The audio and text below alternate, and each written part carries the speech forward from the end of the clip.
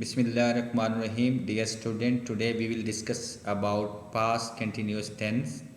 After taking this lecture, what would be the learning outcome of past continuous tense? After watching this video, you will learn the correct use of past continuous tense and what are its uses in our writing. हम past indefinite tense के इस्तेमालात को देखेंगे कि ये कैसे इस्तेमाल होता है और हम जब इसको लिखते हैं तो हमें कौन कौन सी चीज़ें इस्तेमाल करनी पड़ती हैं, कौन सी फॉर्म ऑफ वर्ब लिखनी पड़ेगी, कौन सा जो है हमें हेल्पिंग वर्ब यूज़ करना पड़ेगा। ये सारी चीज़ें जो है इस लेक्चर के अंदर जो है डिस्कस की जाएंगी और आपने इस लेक्चर को आखिर तक देखना है। और इसके एंड पे जो है मैंने एक एक्सरसाइज भी दी हुई है, तो आप कमेंट सेक्शन में जो है आप अपने इसके जो है इंग्लिश सेंटेंस जो है बना सकते हैं ताकि आपको प्रैक्टिस भी मिले और प्रैक्टिस के साथ साथ जो है आप लर्न भी करें। और लेक्चर स्टार्ट करने से पहले ये जो है आप मेरा यूट्यूब चैनल सब्सक्राइब करें ताकि आपको हर रोज़ जो है मेरी इस तरह की वीडियो मिलती रहें और अपनी सजेशन से भी मुझे आप आगाह करें और इसकी बेहतरी के लिए भी आप कोई तजवीज़ दे सकते हैं। अब हम अपने लेक्चर की तरफ चलते हैं।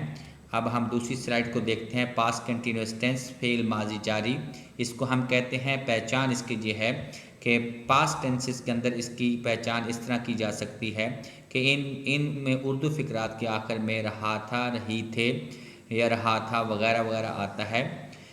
In English, past continuous tense is used to tell about a continuing state or action happening at the some point in the past.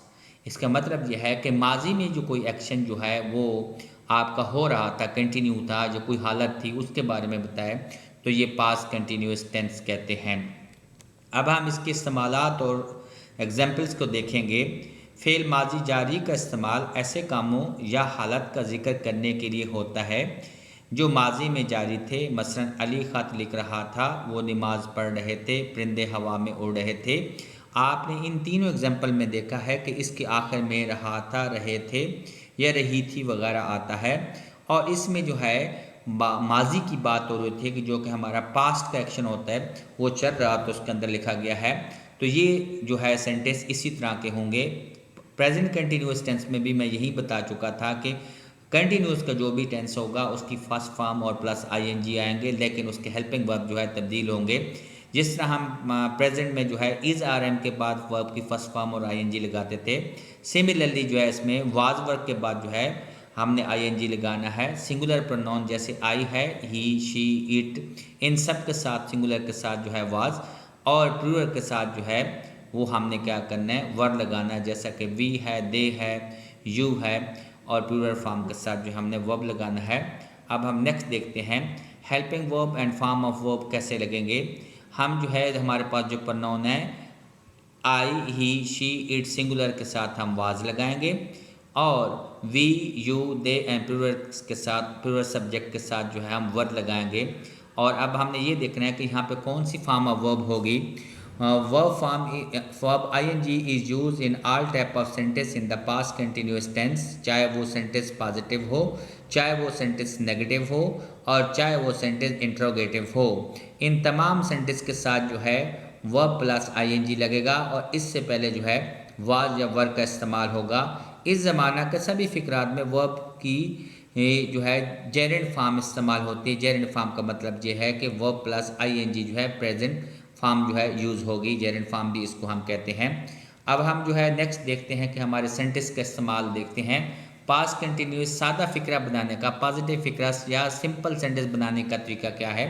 Subject plus was और verb plus verb plus ING, fourth form भी कहते हैं इसको कुछ बच्चे, plus object. अब उर्दू में देखें सबसे पहले जो है फ़ाइल काम करने वाला, फिर इमदादी फ़ेल हेल्पिंग वर्ब और फिर फेल जो आपका एक्शन है और आईएनजी और साथ साथ इसके ऑब्जेक्ट है। In simple sentence of the past continuous tense verb ING is use, जैसा कि हम एग्जाम्पलीफाई करते हैं। लोग पतंग उड़ा रहे थे, पीपल वर फ्लाइंग काइट्स, वो कहानी सुना रहा था, he was telling a story, मदारी करतब दिखा रहा था, the Zegler was showing feast. अब हम इन तीनों में हम देख सकते हैं कि रहे थे, रहा था और हमने जो है मदारी करतब दिखा रहा था और इसमें क्या है कि वर, वाज और जैगलर की बात हो रही थी। सिमिलरली जो है आपने वाज और वर को हमने देखा है। अभी हम जो है हम अपनी नेक्स्ट स्लाइड पे चलते हैं, दैट इज़ मनफी फ़िक्रात नेगेटिव सेंटेंस किस तरह बनाएंगे, इनका तरीकाकार क्या होगा, इसके बारे में हम देखेंगे। First of all subject, then was not और were not according to the subject verb agreement. अगर सब्जेक्ट ही शी इट या आई होगा, सिंगुलर होगा, that would be was not. अगर सब्जेक्ट प्लूरल होगा तो were not plus verb plus ING और plus object होगा। You must have noticed that with a little change of not after helping verb was or were, we can change a simple sentence, a negative sentence in the past continuous tense. For example, मैं आपसे मजाक नहीं कर रहा था। I was not joking with you. लड़के गाने नहीं गा रहे, लड़कियां गाने नहीं गा रही थीं। The girls were not singing song. वो मुझे धोखा नहीं दे रहा था। He was not cheating me. In this sentence you have shown that I was, there is a was because there is singular subject, the girls were because the plural subject, subject verb agreement, treat according to his subjects. He was not cheating, अब ही जो है singular है, इसके साथ इसी तरह, और verb की आईएनजी की फॉर्म जो है इसके साथ लगेगी। सिंपल सेंटेंस हो, नेगेटिव हो या इंट्रोगेटिव, हमेशा जो है आईएनजी की फॉर्म लगेगी। सो नेक्स्ट जो है सवालिया फिक्रात देते हैं interrogative sentence. What would be the structure of interrogative sentence? Was और were, then subject plus verb plus ING plus object, that would be the structure of past continuous tense. Just by adding the helping verb was or were at the beginning of the sentence, interrogative sentences are made in the past continuous tense. For example, क्या वो किताबें पढ़ रहे थे? Were they reading book? Because हमने questions को थोड़ा सा जो है वो जल्दी पढ़ना होता है, क्योंकि स्टेटमेंट थोड़ा स्लो होती है, क्वेश्चन जो है हमने जल्दी पढ़ना होता है। Were they reading book? क्या वो तस्वीर बना रहा था?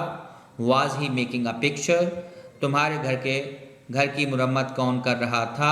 Who were repairing your house?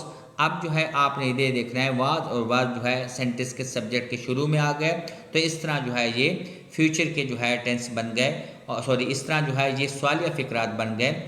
अब हमने नेगेटिव, पॉजिटिव और सवालिया सब सवालात को देखा, सेंटेंस को देखा, जिसमें हमें पता ये चला है कि इस टेंस के अंदर भी वर्ब प्लस आईएनजी, चाहे वो पॉजिटिव सेंटेंस हो, नेगेटिव हो या इंट्रोगेटिव सेंटेंस हो, उसमें सेम ही वर्ब प्लस आईएनजी लगती है। और अगर सवालिया होगा तो वाज या वर जो है वो हमारे शुरू में आ जाएंगे। इस तरह जो है ये सवालिया फिक्रात जो है मार्ज़ वजूद में आएंगे।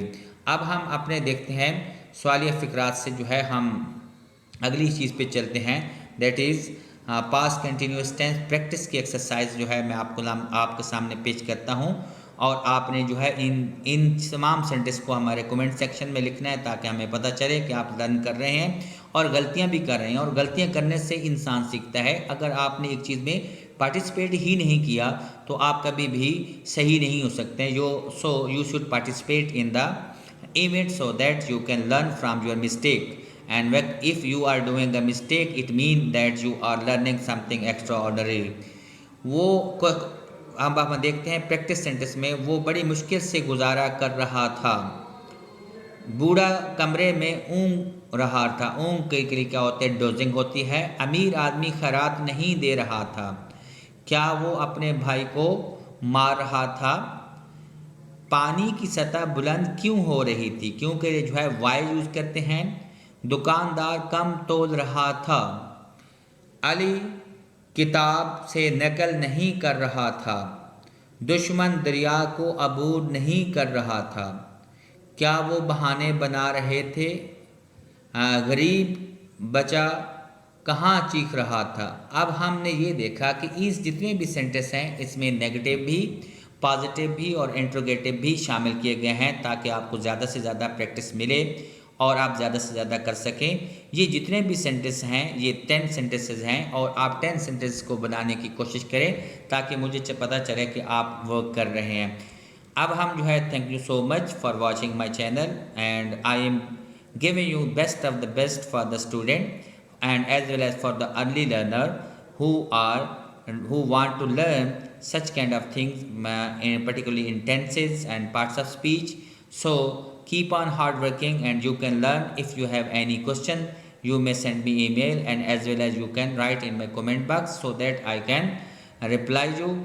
It is a better learning to know about each and everything. When you are going through a circumstances, you may learn. Otherwise, you cannot learn. You only waste your time. Thank you so much for watching my channel. Assalamu alaikum.